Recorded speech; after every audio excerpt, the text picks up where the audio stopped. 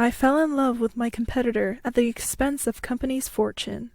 Since the day I learned about love, I never imagined that one day I would end up falling in love with him. For the longest time, all I ever cared about was making my brand the most popular thing in the market.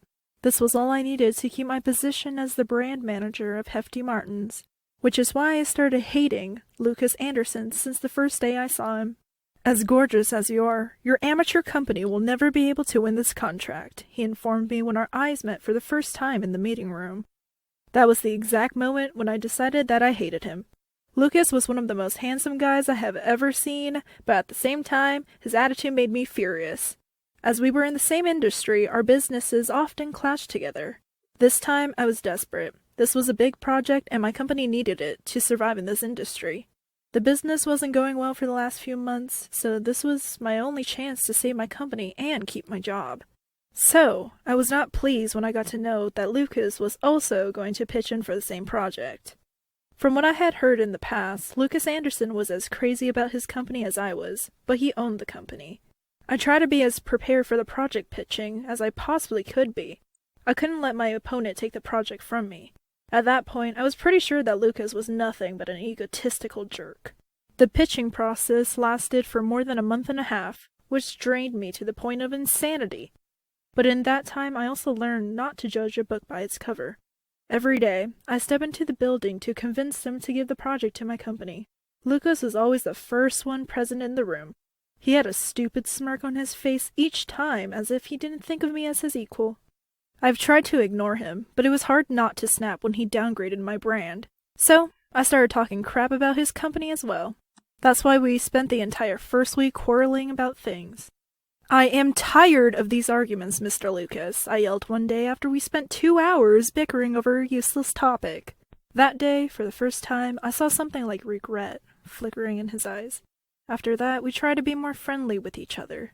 My job had always been the only thing that I wanted to focus on, and it made it impossible for me to have a private life. Lucas tried to talk to me to make things comfortable between us, but I still don't want to associate myself with him. But the more I got to know him, the more I learned how passionate he was about his work. I was almost jealous of how perfectly he planned everything and presented it to the client. I also realized that he had a great sense of humor that he tried to hide under his cold exterior. By then, the client recognized that both Lucas and I were desperate to get this project. He started comparing the two brands, trying to put us against each other more. Under that pressure, I became angrier and started ignoring Lucas once again. The entire next month was worse than the day we first met. While trying to get the client's attention, Lucas and I became ruthless to each other. We were back calling each other out and making fun of the other person's company. But then it happened. I had my first panic attack in front of him. I can still remember that day vividly. As I sat on the ground with my hands wrapped around my knees, Lucas sat with me for hours. He whispered comforting words to me, trying to help me calm down a bit. That was the incident that made me see him in a different light. After that, my eyes followed him around like a hawk. Everything he did made me feel intrigued, and I wanted to know more about him. We started talking again and spending hours in each other's company. I had never been in love before that. I didn't know the feeling of liking someone or wanting to be around them all the time. The sudden feelings I had for Lucas made me feel confused. I started noticing a different side of him, a side that made me fall in love with my enemy. I started longing for his constructive arguments. Lucas is one of the most intelligent people I have ever competed with, and above all, he is handsome and has some sort of attractiveness most ladies will fall for.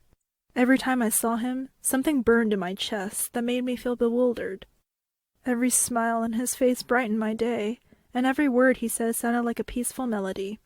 As cheesy as it sounded, I fell for my rival, and I fell hard. As time passed, he helped me understand marketing as well, which is something that I appreciated a lot. In between client meetings, we met up and talked over a cup of coffee. His presence became a crucial part of my daily routine. We didn't spend a lot of time together because of the workload we both had. As much as I liked him, I couldn't forget that he was fighting for the same project as me. We were still fighting against each other for a project that can change our company's fortune. Even after spending so much time around him, I couldn't tell if Lucas felt anything for me or not.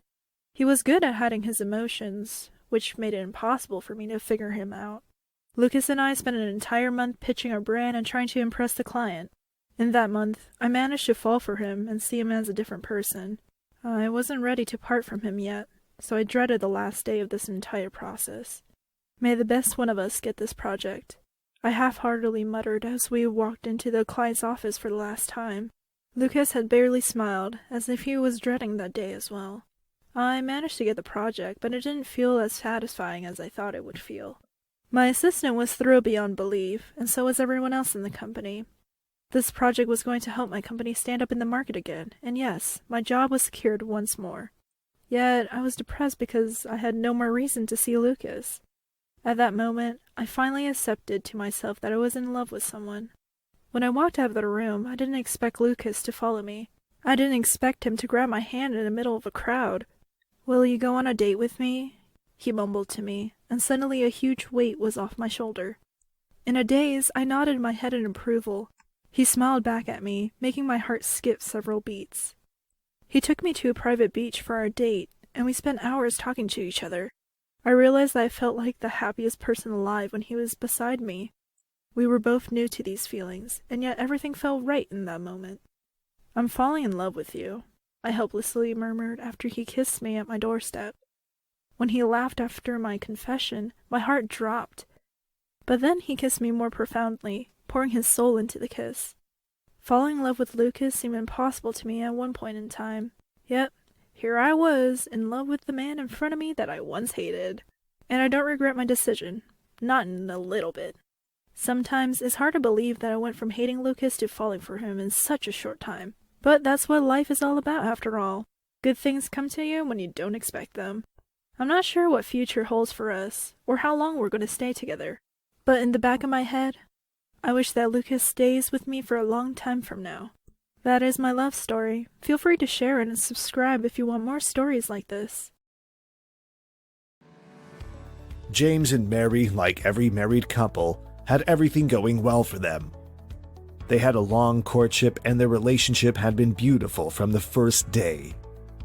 They believed there was nothing that could tear them apart. They could never imagine something would be able to give creaks to their love. But life seems easier and prettier when you are young and careless. Their marriage crumbled after the promise they made to each other never to keep a secret was broken. When James discovered that his wife had pretended for 7 years not to understand German, their love took a different turn.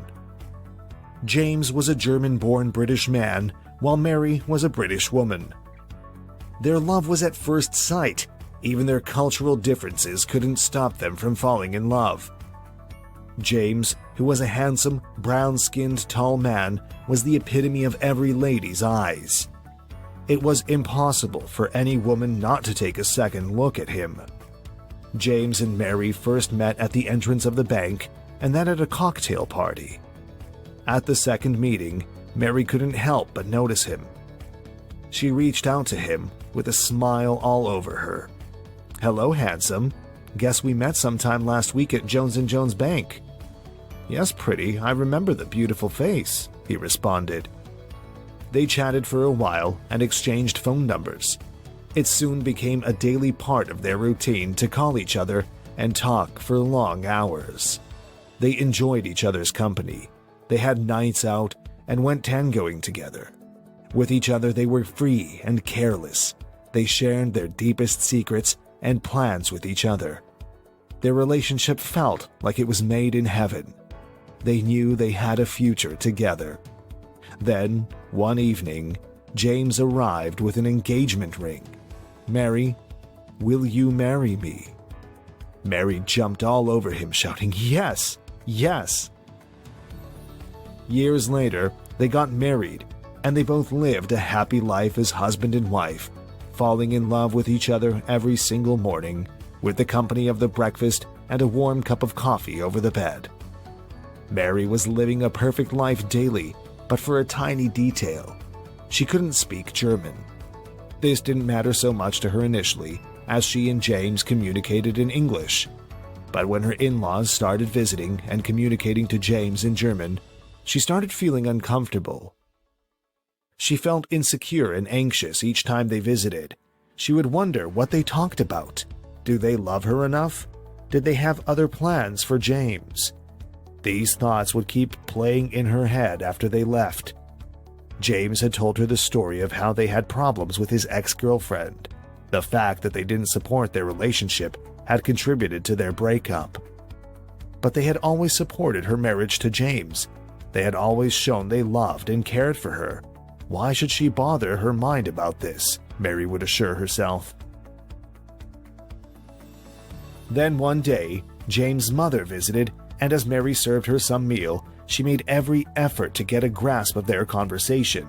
Even though it was in German, she was listening to every word as they talked. Then she resorted to looking up the meaning of the words she could pick. Her body trembled in shock when she found out that the translation was, "She is not the best for you." Her countenance changed immediately. Her fear was confirmed. They have been trying to turn James' back against hers. They were only pretending to love her. She locked herself up in her room till James' mother left. For the rest of the night, she stayed in bed without saying a word to James. When James kept pressuring her to let out what was on her mind that made her so cold towards him, she burst out saying, "Why can't your relatives speak in English when they are around here? Do they have something they are keeping from me?" James replied, pulling her to himself, "Mary, I've always known my family to communicate in German. That is the reason I'm able to speak German fluently, even though I've never been to Germany. It is a way of preserving our culture within the family." Mary, still not satisfied with the response, she asked him again, "Can you share with me what your conversation with your mom was about?" James sighed and said, "We discussed a lot, but the interesting part of our conversation was about the German Shepherd dog we are planning to adopt. She feels we should go for a Maltese instead." Mary was still not convinced. She had heard those words clearly, and she trusted her gut, but diving further into the subject would be a question of trust. She didn't want James to think she was doubting him, so she let the matter rest, but then she decided she was going to enroll for German classes. She went ahead to enroll for an online class, but didn't say a word to James about it. She wanted to find out first what his relatives thought about her, and if it was true that they loved her like James had always told her. She proceeded with her German classes. Her vocabulary was improved, and whenever her in-laws came around, she would pay so much attention to every detail about what they said. To her amazement, there was nothing negative. Months passed, and she became sound in German. She was able to understand every bit of her husband's conversation with his relatives. They never for once spoke ill about her. In fact, on many occasions, they praised her for her hospitality towards them. With this, Mary felt ashamed of herself. She felt bad she had not trusted them enough. Meanwhile, she was hoping for the best time to tell James that she learned German, perhaps the next weekend in the middle of the dinner, or Monday after breakfast. But one night, everything changed for her. She received a call from Carl, her instructor. James was in the bedroom while she was in the middle of preparing sandwiches for them. She answered the call and talked a bit with Carl while he explained that the next class was cancelled due to a personal emergency. Mary spoke for minutes and got distracted. Turning back, she noticed that James was standing right behind her and probably had been there for a couple of minutes, just listening. Then, she noticed the worst. All that time, she and Carl were talking in German. James' face got red. He felt angry and betrayed in the smallest issue. He would have supported her anyways if she had told him she was interested in learning the language. For how long has she understood the language and pretended not to? James wondered.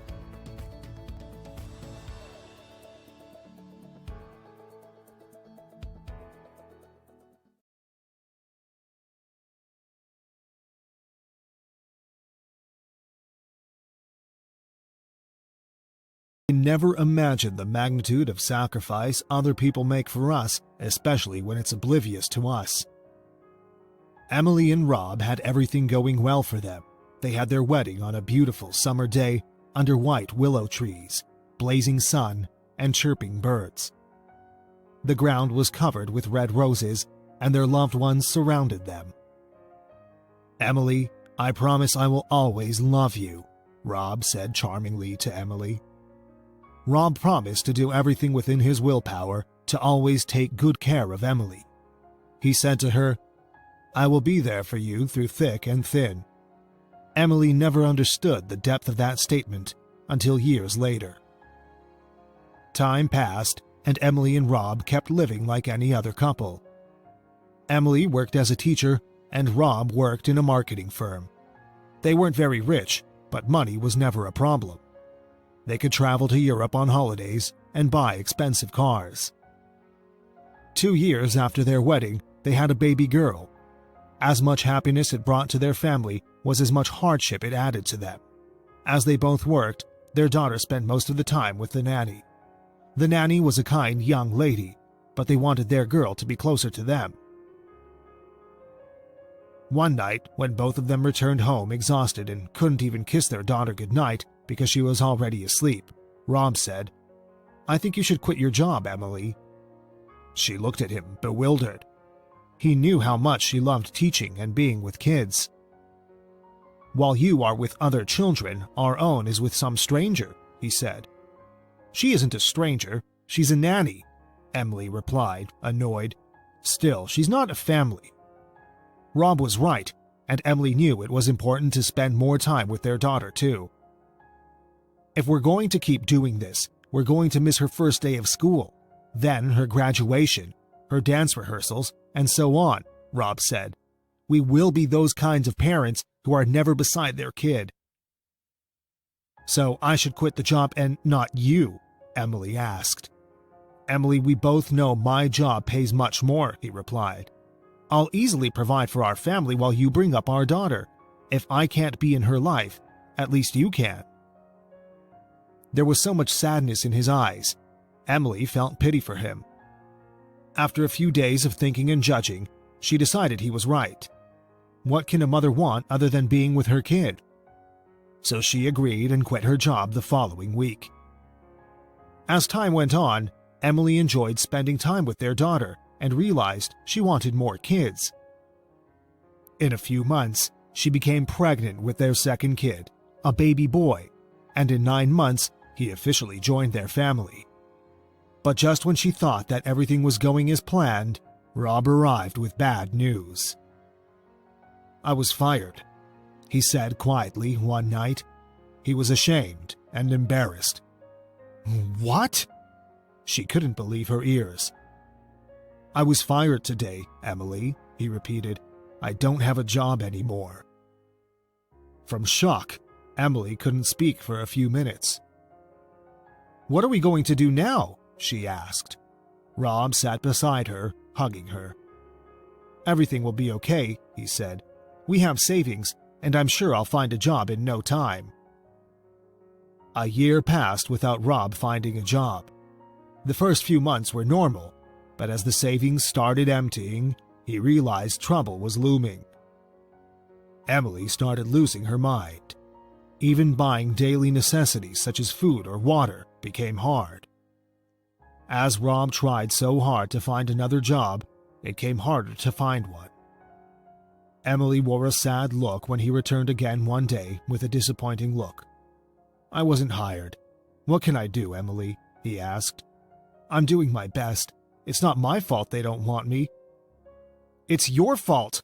Emily couldn't control her voice. "You made me quit my job. If you hadn't, we would have food for tonight." Rob felt guilty. Emily was right. It was his fault. If he hadn't let her quit her job, they wouldn't be in a mess now. Rob assured her that he was not going to let the family down. He said quietly, "I will get us out of this mess very soon." One night, Rob came home with a smile. "I got the job," he said. Emily hugged him, crazy from happiness. "Finally," she said. "Where?" He avoided her eyes. "Just a new marketing firm. The pay isn't very high, but I'll get promoted eventually." Rob started going to work at 6 in the morning and coming home at midnight. When Emily asked why he had spent so much time there, he'd answer that the firm was new and needed a lot of work to get popular.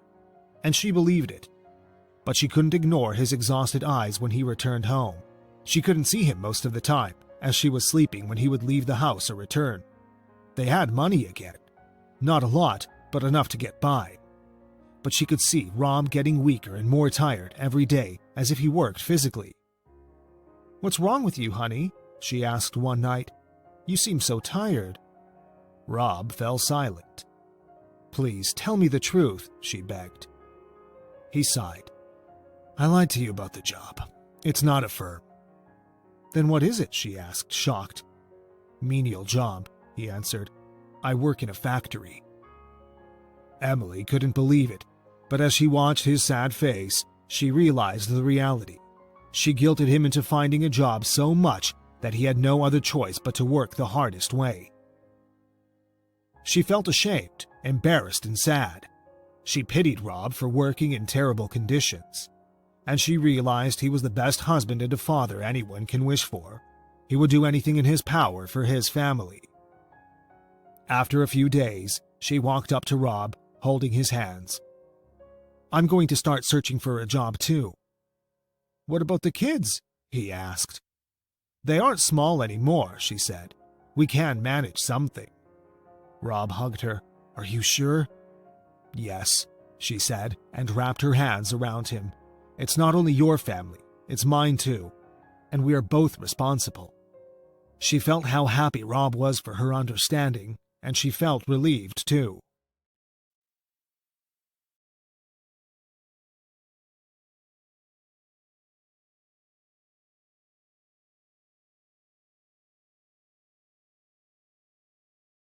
The story we are about to tell you is the story of a guy who poses to be a delivery man and was delivering gifts to his crush. Be sure to stay till the end of the video to find out what happened in the end. Mark has always been unlucky with women. The women he had genuinely loved had always turned out not to love him in return. So, when he started having a crush on Lillian, he decided to slow down to truly find out if she would love him back. Lillian was a beautiful, fair, and tall young lady. She had all the qualities every man would ever want in a woman. So the first day Mark saw her, he could not help but get attracted to her. Mark himself was a handsome young guy with a well-built body. He had been able to build a fortune from his business, and so every woman he met went after his money and not his personality. Mark had gone to visit his friend on a beautiful Saturday afternoon, but his friend wasn't at home, and he decided to wait for him. While waiting in his car for his friend to arrive, he saw a young lady with black, long hair, smooth skin, oblong and beautiful face. She wore a short skirt and a transparent linen shirt to match. She looked just as if she was from out of this world. Mark couldn't get his eyes off her, but he was hesitant to approach her. When his friend arrived, he asked him about the young lady, and he told him she had just moved into the neighborhood a couple of weeks back. When he got home that day, he couldn't stop thinking about her and how they would make a perfect couple. He began visiting his friend more often so that he could see her again and again, but unfortunately for him, he never saw her after that first time. Then he began cooking up a plan. One day when he visited his friend, he said to him, "I think I have to just find a way to visit her." "You think that's going to be easy?" his friend asked. "I know nothing good comes easy, but at the end it would be worth it," Mark said with a smile.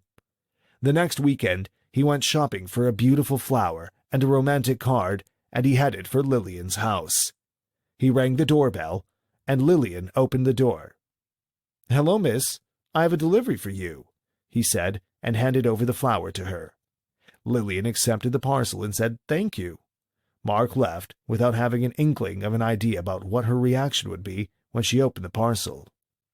Lillian opened the parcel and found the card. She read the note written on the card, and it was one of the most romantic messages she had ever read. The sender didn't put his name. It only read, "From someone who cares about you." That seemed awkward to her. Who could be playing games with her? She shrugged and placed the flower in an empty vase she had sitting at the corner of her living room. A few weeks later, Mark arrived at her doorstep again, this time with some nice presents, perfumes, and an expensive wristwatch. Lillian immediately recognized Mark, and she asked him to wait while she opened it. She opened it and found the items, and the sender wasn't there. "Hey, what company do you work for, and do you know the sender?" Lillian asked. "I work for a private delivery company," he stammered a bit as he responded. I don't have an idea who the sender is. I don't have an idea who the sender is. I hope all is okay," he added. She shrugged her shoulders, and as she was about stepping him, Mark called out, hoping to get to talk to her. "Hope no problem. I'll like to know so I can give a report at the office." She responded, "Everything is fine," and she walked back inside. Mark wished they could have a conversation, but she wasn't ready to talk, so Mark left disappointed. A few weeks after, he arrived again at her doorstep with another parcel. This time, Lillian refused to collect the parcel. "Can you please return this to sender?" Wearing a look of surprise, he said, "Would you like sharing what the problem is? I'm just kind of curious." To his amazement, Lillian narrated to him how the parcel is from a secret admirer and how she is somewhat not comfortable with the parcels. Mark laughed and lied to her about how he had been sending a parcel secretly to someone too. The story was amusing to Lillian, and they laughed together. "My name is Mark. Do you still want me to return the parcel?" "Oh, yes, of course. I'm not your secret crush here," she said, laughing mysteriously. "No problem. I'll return the parcel," Mark replied, and left with the parcel.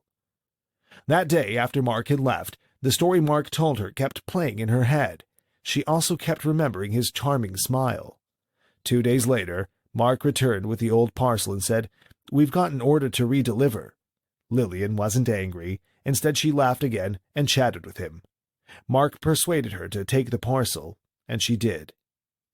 She enjoyed the short conversation she had with Mark. She realized she enjoyed his company and soon started looking forward to the deliveries. As time passed, Mark would deliver parcels to her, and they will have some chats. Without knowing, the chats started getting longer, and slowly she started falling in love with him. She would ask him about his crush. He was secretly sending presents to Mark and would answer, "I'm not bold enough to reveal my identity to her yet." They would laugh and talk a bit about other things.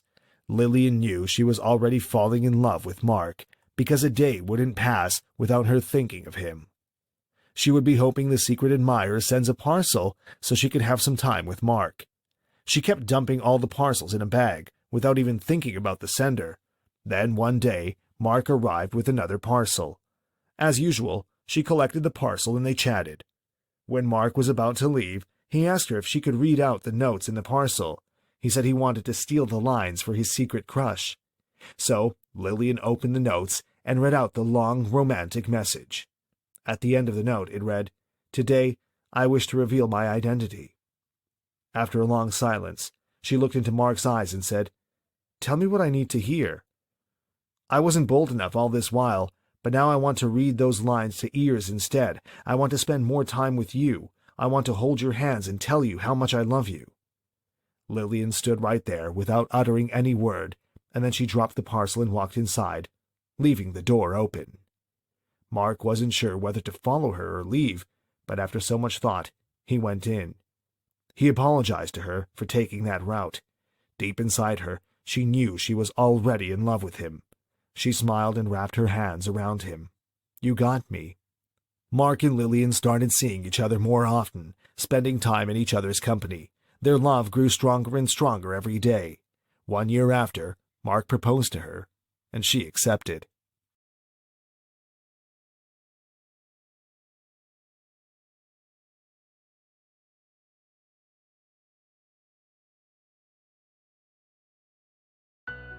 Alice met Kate, an old schoolmate, at a clothing store.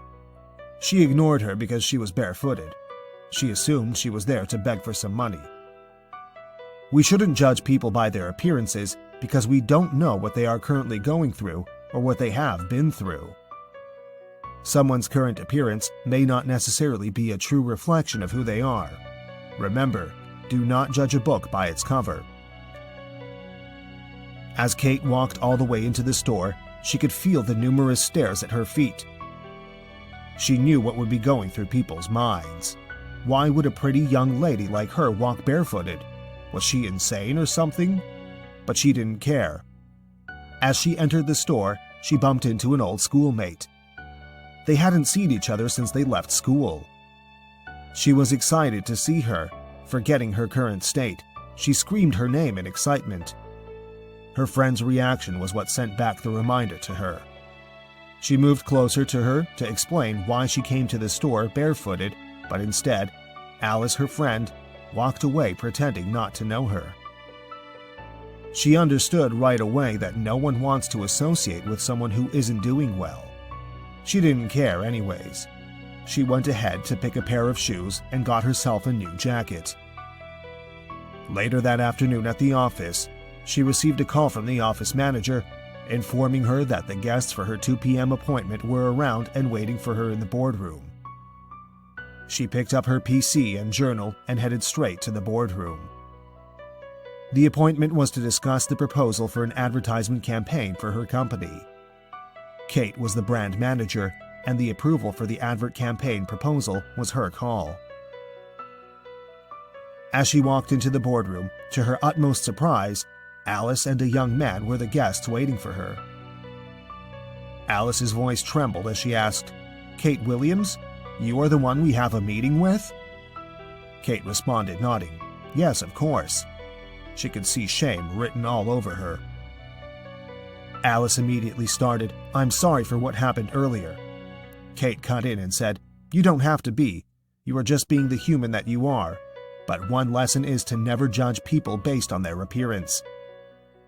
She narrated the story behind why she was barefooted at the clothing store. Earlier that day, as Kate was driving to work, she stopped by a restaurant to get some breakfast for herself. As she was about stepping into the restaurant, she heard a faint voice asking for help. When she turned around, she sighted a homeless woman. She looked so frail and famished. She asked if Kate could give her some money to get some food for herself, too. Kate felt so sorry for her and promised to get her some food from the restaurant. Kate went into the restaurant and got some food for herself and the woman. She bought what she felt would be enough for at least 3 meals. Then she handed it over to the woman and also gave her some money, but then she noticed the woman was shivering. The light clothes she had on wasn't good for the weather. The woman was also barefooted, making her feel the cold more. So in addition to the food and money, she gave her her own jacket and her pair of shoes. Kate is someone who would go to any length to put a smile on other people's faces.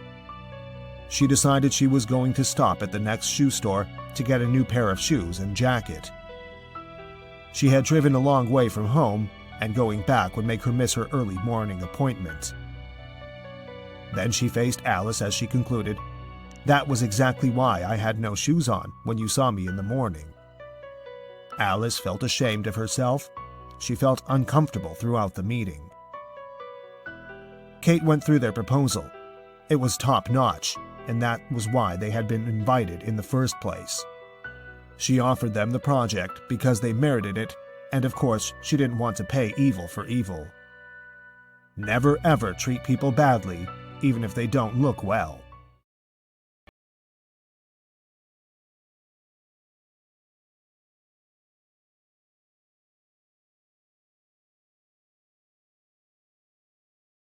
When you unexpectedly find out that your family members had held a secret for years, trust you have for them is questioned and may immediately vanish.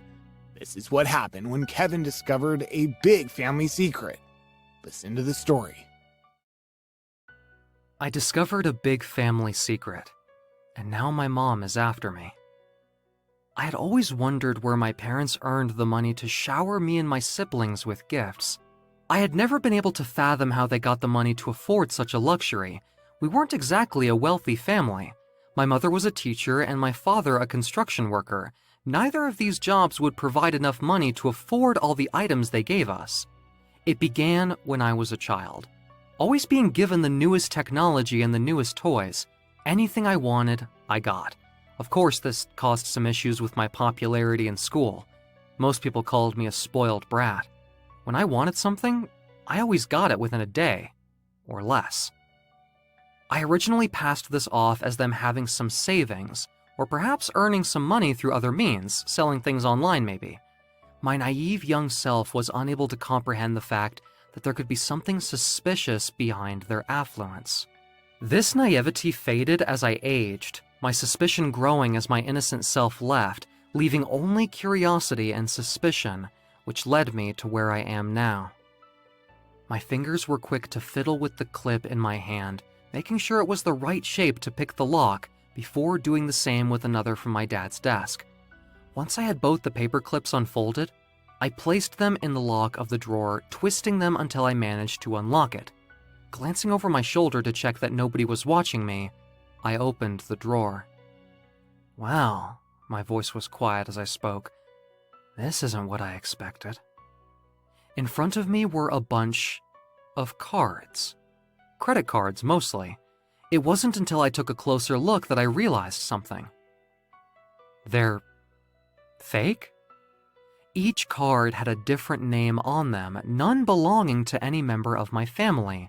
In fact, they all seemed random, as though the cards were somebody else's, or perhaps faked? With each new name, more thoughts ran through my head. Who are these people? Are they real people? Do they know? The more I rummaged through the contents of the drawer, tossing each piece off the seamlessly useless information on the desk, the more I realized that the pieces of paper were taken from somewhere important. Somewhere very important.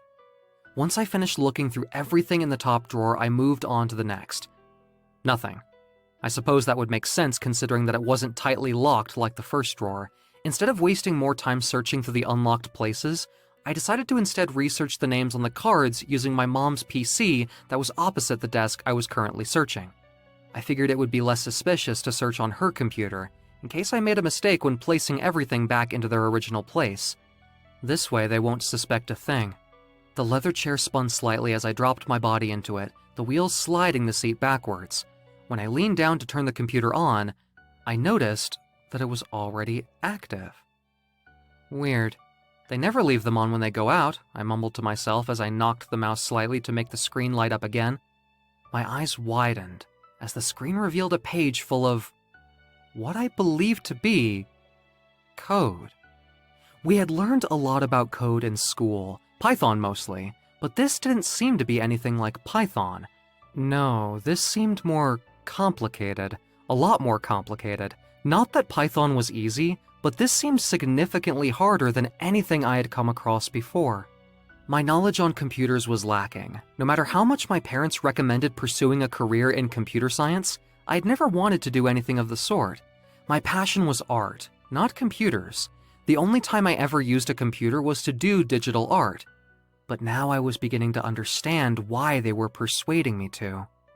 Were they hacking? Or am I just overthinking it? I wasn't usually one to second-guess myself, but I didn't exactly want to believe that my parents were committing a severe crime. I brushed a strand of hair from my now sweaty face, the anxiety beginning to fill my body as the truth finally hit me. This is how they got the money. I quickly shut off the computer, realizing that I had all the information I needed. The door clicked shut behind me, which was what brought me from my panicked trance. "What are you doing in here?" my younger brother asked, startling me. "Didn't Mom say this room is off limits?" I relaxed slightly, realizing that I wasn't in trouble. I could easily lie my way out of this considering that Tommy, my brother, was only 4 and would believe anything I said. "Oh, I was just looking for Mom and Dad." The word slipped off my tongue so easily to the point that I almost believed it myself. "Okay," his high-pitched voice sounded, a smile gracing his lips. "They went out." The smile turned into a frown as he turned to leave the room, unaware of the way my own lips fell into a frown whilst he left. A soft sigh made its way into the air, being the only sound that I was able to hear. I had no idea what to do. Do I tell someone? I want to. No, I need to. It's wrong. But they're my family. So should I? These thoughts flew around my head until I reached my bedroom, which was filled with all the gifts from my family, something that I didn't wish to see at that time. As I laid on my nicely laid bed, I began cooking plans of what to do to stop them from this criminal act. I needed to do something. I couldn't just keep quiet and let people suffer because of it. That would be wrong. But what can I do? Do I expose them? But what about my siblings and I? What would happen to us? What if they like their gifts? What if everything changes? What if? What if? What if? Watch out for the next part.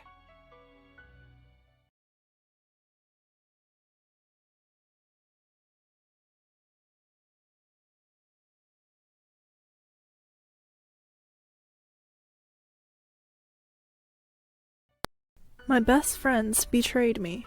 I tipped my head to the side, desperately trying to cover up my burns with makeup, but it did nothing for the overall look. They just looked like burns with makeup on them. I wiped the makeup off, pulling the hair back from my face. I couldn't have it down while I was working anyways, and I'd gotten used to people staring at the burns. I swung my bag over my shoulder, giving myself one last pep talk before rushing to catch the bus. Remember what Haley said. Just breathe in and out. Don't let them get to you. Haley was my therapist, and I often quoted her to myself when I needed a little extra encouragement. You've got this. I rushed down to the bus stop, running a mental list of everything in my bag, making sure I had not left anything I needed. I didn't wait past 5 minutes before the bus arrived, and I quickly jumped on the bus, checking my time to see if I was still on time. I heaved a sigh of relief when I realized I had more than enough time before the contest would begin. As the journey began and I looked out the window, a flash of how my face had been burned and scarred came to mind, and how it had separated me from the two people that I loved the most. The application for the annual science contest has just opened, and Rebecca and Jasmine were both hell-bent on participating even though we all knew science was not their core. I remember turning to Rebecca and Jasmine asking with curiosity, "Why do you guys want to enter that contest anyways?" "Because it'll look really good on our college resumes, and who knows, it could be fun." That was Rebecca's response, and Jasmine nodded along.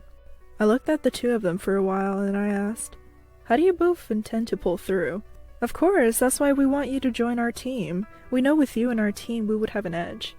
To say the least, I adored science. There was just something about it for me. Since childhood, I had tried my hands in several experiments and won several science competitions in high school. After a long silence, I responded, "I'll join you." "Yay, thank you, Sylvie!" "When are we starting?" I asked. "I don't know, we haven't thought about it," said Jasmine, taking a stick of gum out of her pocket and unwrapping it. "Do you guys even have an idea?" "Nope." I looked at them in disbelief. Rebecca quickly chipped in. "But you already agreed to help us, Sylvia, so you can just come up with an idea for the team." We met on the following day to decide on a project. After a long time, I finally had an inkling of an idea. Without much help from Rebecca and Jasmine, I was able to develop it into a full experiment that would be perfect for the competition. It was exciting, groundbreaking, and best of all, it would involve a chemical reaction that would bubble and fizz, wowing the judges.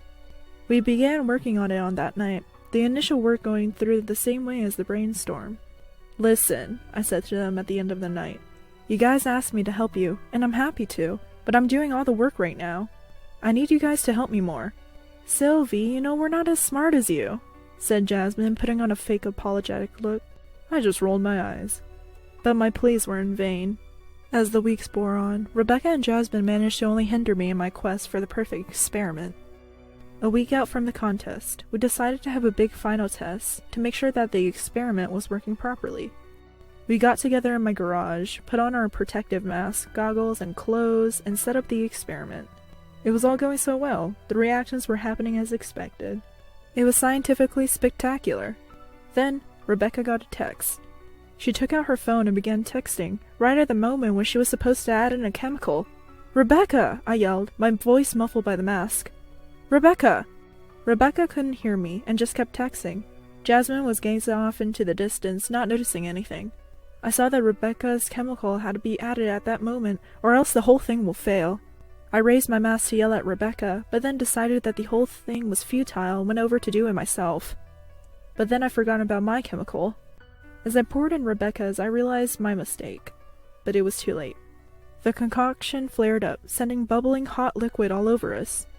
The gear protected Rebecca and Jasmine, but with my mask still up from yelling at Rebecca, I got seared. I screamed in pain, clutching my face. The worst part wasn't the pain. It wasn't even that my face had nasty burns on it. Rebecca and Jasmine took lightly. They did not emphasize as I expected. And worse still, they started ignoring me after that. After I got some treatment for myself, I called their cell phones, texted them so we can fix another date for the final experiment before the contest. It was only 7 days to the contest and we needed to be sure everything was working well. They did not answer my calls and did not call me back. It was obvious they were avoiding me. I couldn't believe it. The next day at school I approached them, but they walked away pretending that they didn't see me. The contest was coming up in 6 days, and they seemed to no longer care about it. Then, that night, I received a text message from Jasmine. I withdrew our experiment from the contest, too sad to continue, not confident of the outcome anymore. I felt so much disappointment after all the hard work I put into this, and ending up with a scar on my face. Was this how they were going to repay me?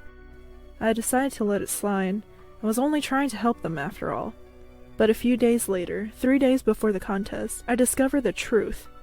I was absent-mindedly scrolling through the contest website when I came across the list of entrants.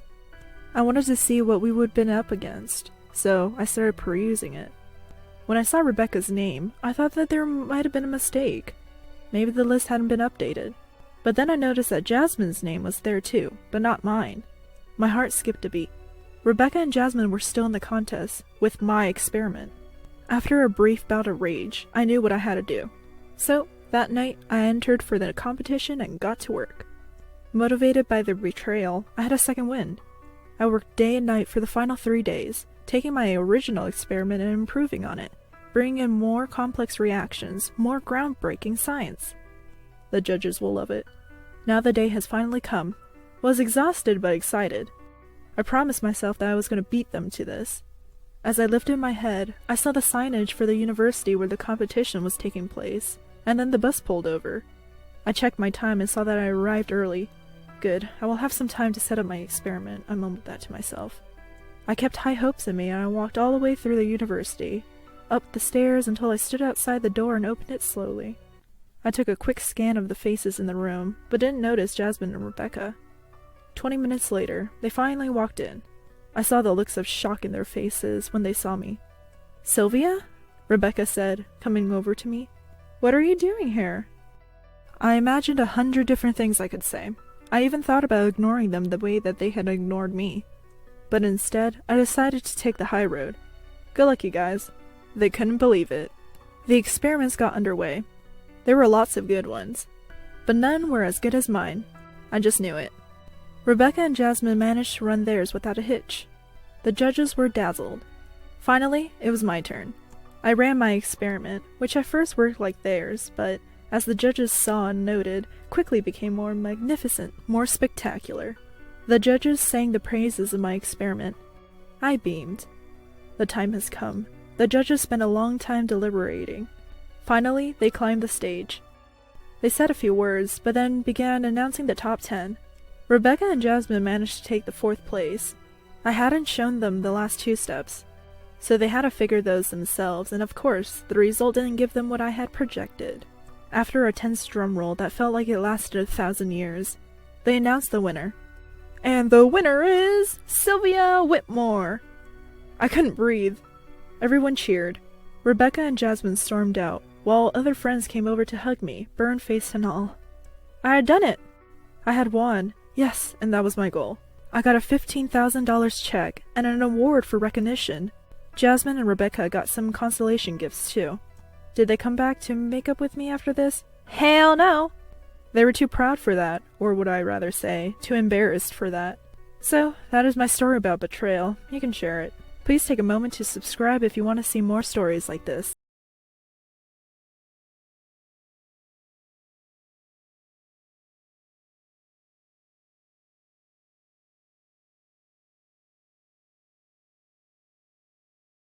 After searching so hard for a job, resigning on the first day would be something far from anyone's thoughts. That's not the case with Henry.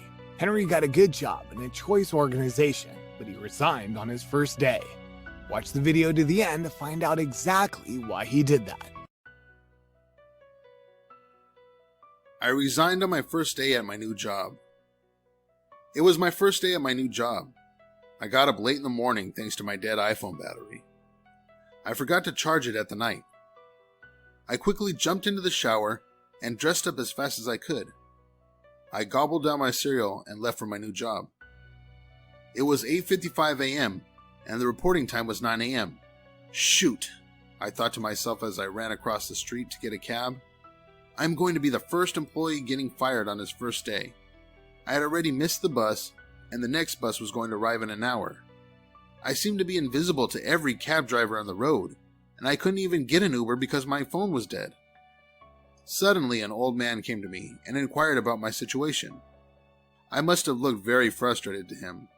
He seemed like an angel to me at the time, as he ordered a cab for me from his mobile app. The cab took another 15 minutes to arrive, but it was better than waiting for a bus that may never arrive to time. The route was 35 kilometers long. As soon as I got close to the office building, my whole interview experience flashed before my eyes. How my supposed line manager was hard on me during the interview, drilling me so hard as if his plans were to make me fail. I had thought that he had a preferred candidate over me, but the day I received the job offer, I concluded that he only wanted to be sure of the qualifications of the person he was adding to his team. Of course, I gave my best at all stages of the interview. The thought of working for one of the top marketing agencies in the city made me nervous, but excited. My heart dropped suddenly as I realized I had forgotten my laptop at home. I would be presenting a market research analysis to my manager as part of the orientation process, but there was no going back now. I couldn't travel 35 kilometers back and forth. Oh, I will never get there in time for my orientation, I mumbled to myself. I accepted this as my fate as my cab stopped in front of my workplace. Fortunately for me, I had saved the final draft of the presentation on my email. All I needed to do was access my email and I would be back on track. On entering the building, I looked around with confusion written on my face. I could feel a lot of strange glances in my direction. Suddenly, a friendly, good-looking man approached me. "Hey, are you the new guy?" he said with a huge grin. I guess, yeah." I laughed nervously. Where do I go from here?" I asked, panic evident in my voice. "Oh, yes, it's the first door on the right." Thanks a lot," I replied. I quickened my pace as I made my way toward the room, but I could still see his white, pearly, toothy grin of the man from the corner of my eye. Maybe the orientation was already started. Great. I've already made my bad impression by my absence at the introductory speech. I sighed, realizing that the damage was now beyond repair. As I opened that door to the right, I found a middle-aged, bald guy. There was no one else in the room, so apparently he was also new and waiting for the orientation to start. "This job is not for slackers," he said in a serious tone. His voice was rather childish as compared to his physique. I had imagined he would have a roaring, husky voice. Oh, I was wrong. He must have some superior position here. "Sorry, I lost track of time," I replied with my trembling voice. He smirked and said, "Well, it's your very first day, so I'll give you an edge." I felt relief flood every inch of my body. He stood up and led me down the hallway, straight to the kitchen. "Here is the coffee maker. The milk is always kept in the fridge. The sachets of sugar are here in the drawers. You must always ensure we don't run out of any of them." I stood there in surprise, reading his lips and following him half-heartedly. I have been interviewed for the role of a market research analyst. How does ensuring we don't run out of supplies relate to my job functions? He then led me to the room that was opposite the kitchen. Its door had a label, storage room. The room had a stack of files on one side and heaps of office supplies scattered all over the other side. "Keep everything in shape," the man said to me. "This would be a handful for you for the first day," he added as I stood there in shock. And as he made for the door, I managed to ask him, I thought I was going to have my orientation first, and can I also know where my desk is?" He pointed to a dusty desk just by the corner of the room, with a chair that had its arms dangling, almost ripped off. "You would work from there, and as for orientation, you have clearly started," he said with a rather serious, unfriendly tone. Before he could step out of the room, still in my confused state, I quickly asked him again, "When can I have a meeting with Mr. Simon Clare?" He asked me why I wanted to have a meeting with him.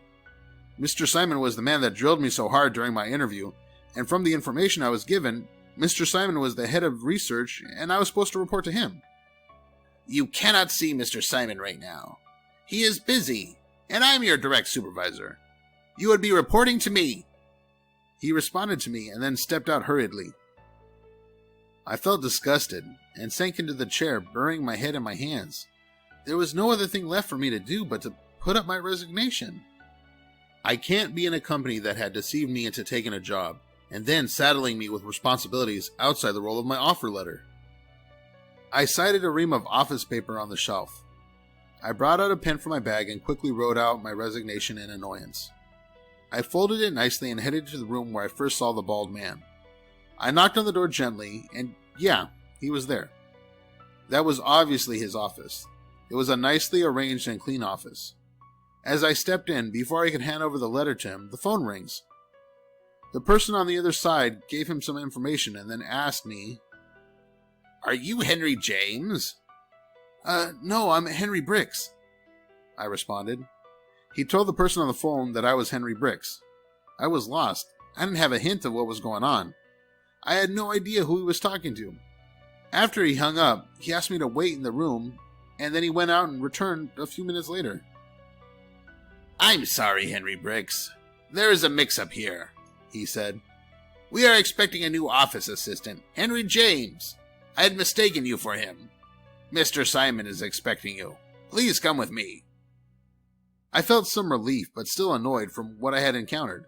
I just slipped back the resignation letter into my pocket and followed him. We went to Mr. Simon's office.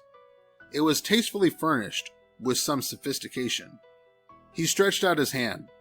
He had an apologetic smile on him. "Welcome, Henry. Sorry about the mix-up. Can I show you to your cubicle?" he asked. Yes, please," I answered. He took me over to a cubicle not far from his office. It was a modern, nice workstation, with a desk phone and 2 big monitors. I thanked him and sat down, ruminating over how my day had been. I checked my time. It was already 11 a.m. I was mentally exhausted, but ready to fire on. Henry James resumed the next day, and each time I saw him, the memory of my first day experience would flash back, and I would just smile. That was my first day experience at my new workplace. Please feel free to share it, and remember to subscribe to see more videos just like this. Life sometimes could be a mystery. Some things that happen in life indeed could be an irony, and it is called irony of life. This is what happened to Ken after dreaming about the death of his father. Ken was just 31 years old and the only son amongst the 3 children his parents had.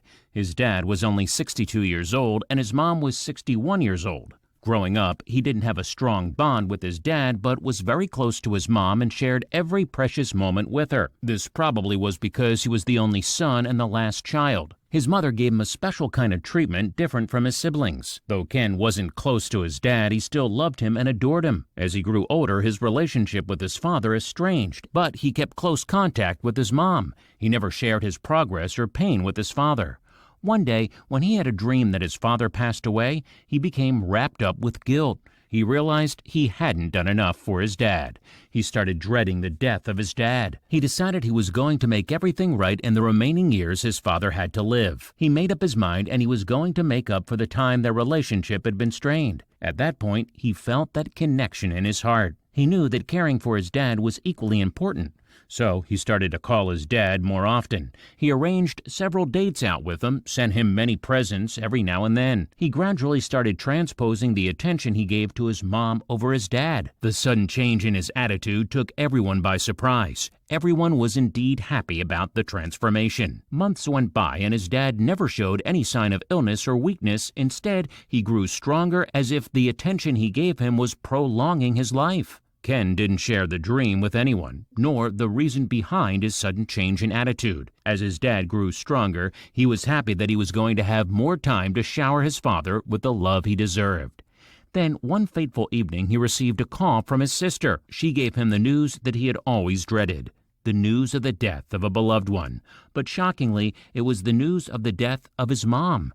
Ken was devastated. He was wrong after all. He paid all the attention to his dad and withdrew the attention from his mom in their last few years. He felt a grave pain in his heart. He wasn't there enough for his mom in the last few years. What an irony of life. In the end, he was grateful he had a chance to make things right with his dad. He vowed to never let anything come between them anymore. Sometimes things may not be exactly as thought. Let's always make the best of every opportunity to make things right anytime we are able to.